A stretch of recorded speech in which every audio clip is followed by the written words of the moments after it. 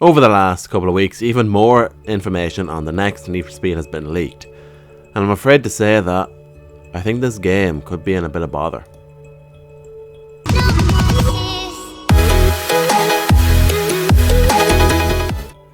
Right, let's start off with kind of the more recent sort of news that we heard.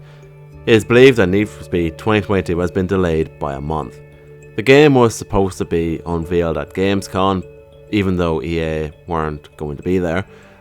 They figured that Need for Speed would be revealed around that same time. Unfortunately, this was not the case. This is unfortunately due to Criterion over the last year focusing their efforts on Battlefield 2042, and so development on Need for Speed 2022 was paused slightly. Now let's move on to the exciting sort of thing you might have seen. You may have noticed over the last couple of months that Need for Speed 2022 has been leaked a lot, and this has been no exception.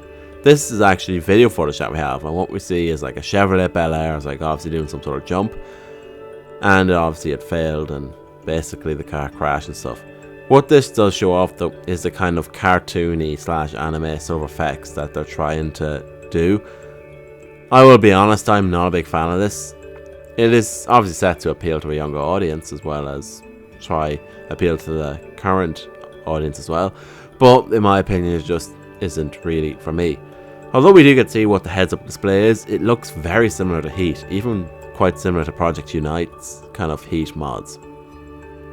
But other than that, I can't complain. I think the map, in my opinion, is a complete copy. It looks basically the same as Heat's.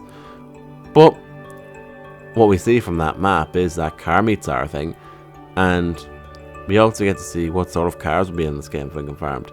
From the leaked images, obviously the Chevrolet Bel Air from the video, we get this other picture of kind of how the car meets work. We see multiple Lamborghini Countachs kind of parked, and some Life's a Beach billboard, which may hint that character customizations come back. But we also see that there's basically confirmed car meets, which is something that I will be getting into more detail later on. And we also get to see what the city will look like. It's supposed to be Chicago based. I believe the city is called Lakeshore City. That was leaked a couple of months ago. And in this picture we have a yellow Evo 9 it looks like. So yeah, that's basically 3 cars confirmed. And in fairness, I'm absolutely delighted all 3 of these cars in the game, because they're quite good cars in fairness. And I hate it when one game could have one car and next thing you know, the next version of that game, it's not there. Anyway, let's move on to the types of events and car culture that we expect in this game. Straight off the bat, there's not a lot about the story that we know, but that's totally fine by me. But like I mentioned, car meets are being confirmed. These will be menu based. You enter a car park basically, the menu pops up, that's you, and you get to scroll through what cars are available, and you can swap them and bet on people to play an event. If you win, you get money. If you race against a hard driver, you get more money. Speed Cross returns. Yeah, I don't know how I feel about that either. It was a DLC for Payback, and in my opinion, it was just a bit of a waste. It was kind of really fancy gymkhana and stuff. It was kind of a mixture of drifting and stuff. It just, I don't know, it just didn't appeal to me. That's just my opinion anyway. And to add insult to injury, no drag or drift races will be in this game either. This is a massive letdown in my opinion, particularly with drift races, because drift races are a staple of Need for Speed games. Whenever they don't put drifting in Need for Speed games, there's all-out war, which I can imagine there will be in this game. Although saying that now, Most Wanted 05 didn't have drift races in it, so they might get away with it. Who knows?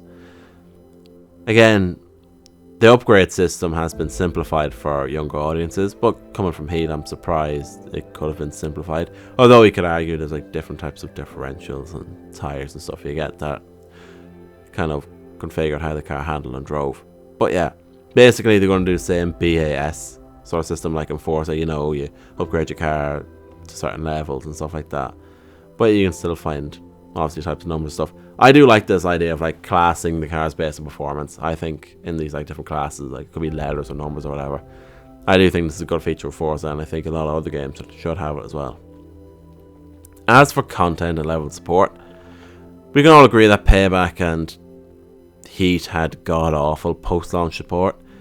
Heat was basically shut down after it was launched, while it was one of the most successful and most played Need for Speeds of the previous decade. Ghosts were basically shown the door before the game was even released. At most, we're expecting to get at least a year of post-launch support, although this is heavily dependent on reviews and sales. As for the initial level of content, the kind of base game content, it's expected to be around the same as Heat. Now we have some other info. As I was originally expecting this to just be the old Criterion crowd. So basically I was expecting the drifting, big air, stuff like that. Although it's actually not really the case. Less than half of them are former Ghost developers or old Criterion developers. And the rest of them are fresh eyes in the franchise. Basically, not Criterion from Hot Pursuit 2010 or Most Wanted 2012 or Ghosts, Rivals to Heat sort of people. The key goal, obviously, to do this was to grow the audience, because we're going to need some younger Need for Speed fans. More is going to be expecting a soft reboot, so this game will be aimed more at them, as EA and Need for Speed both expect that the older fans will still buy the games. And although I find that a little bit insulting, I kind of agree. I think I'm going to buy this game anyway, no matter how it is, because I think Need for Speed fans are loyal. I can say that. They're definitely a loyal fan base, and they always want the best for their fans. And there's also going to be some moving train on the map, so you might be able to stop it or whatever. I don't really know. So what do you guys think? Are you guys looking forward to this new game? Are you a little bit disappointed about the delay? I suppose I'm a little bit, but I mean, a month is just 4 weeks, so it's not the end of the world. I think one thing I would like to see from this game, so personally, is for as long as you can turn those features off, as seen from the video with the car jumping, I'm totally fine with that. So yeah, thank you guys so much for watching. Hope you guys enjoyed this video, and I hope to see you guys all very, very soon.